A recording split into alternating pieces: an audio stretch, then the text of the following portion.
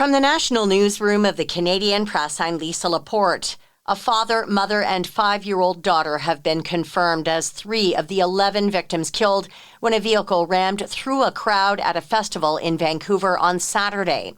Ton Lee says his brother Richard Lee, his sister-in-law Lin Hong, and their 5-year-old daughter Katie Lee were killed while attending the Lapu Lapu Day Festival.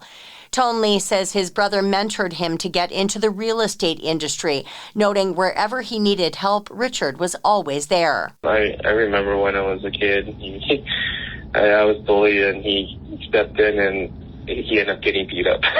A 30-year-old Vancouver man is charged with 8 counts of second-degree murder, and police say more charges are likely as the victims are identified. Canadians are casting their ballots in a historic election to choose the next federal government. Liberal leader Mark Carney, Conservative leader Pierre Poilievre, and NDP leader Jagmeet Singh spent weeks pitching their cases to voters. Poilievre cast his ballot at a polling station in his Carleton riding this morning. All right, everyone, get out to vote. Poilievre wrapped up his campaign with a rally last night in his home riding, one of the seats that's expected to be a close contest between the Liberals and Conservatives as votes are counted tonight. 1 person is dead and 12 others injured after a boat crashed into a ferry off the coast of Florida. Officials say it happened late Sunday off Florida's western coast near Clearwater, where a ferry was carrying 45 passengers on the final day of a sand sculpting festival. Police say the boat that crashed into it then fled the scene. A Toronto gynecologist who was under scrutiny for disinfection methods used at her clinic has resigned.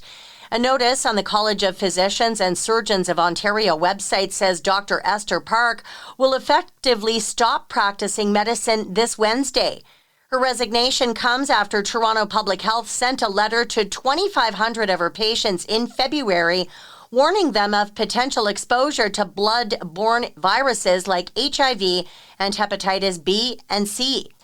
And film lovers are continuing to sink their teeth into a new vampire movie. Listen here, this ain't no house party. Sinners topped the weekend box office again this weekend, earning about $45 million in ticket sales, a mere 6% drop in the movie's second week of release. You were my brother, Anakin! We go to a galaxy far, far away for second place. Star Wars Episode 3 Revenge of the Sith scored just over $25 million. It's a re-release celebrating the movie's 20th anniversary.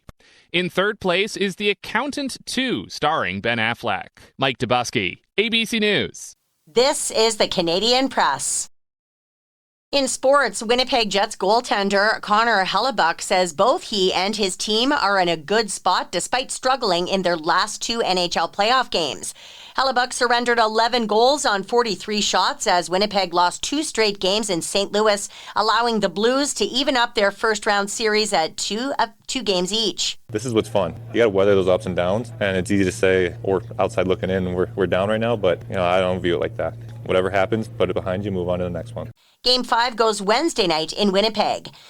The NHL has fined the Montreal Canadiens and Washington Capitals $25,000 each for unsportsmanlike conduct during warm-ups before Game 4 of their first-round playoff series on Sunday. The Capitals won the game 5-2 to take a 3-1 series lead. And the Cleveland Cavaliers are looking to complete a sweep of the Heat in Miami tonight as the NBA first-round playoff action continues. From the Canadian Press, I'm Lisa Laporte. Thanks for listening. Don't forget to follow and subscribe. For more of today's top stories, visit thecanadianpressnews.ca.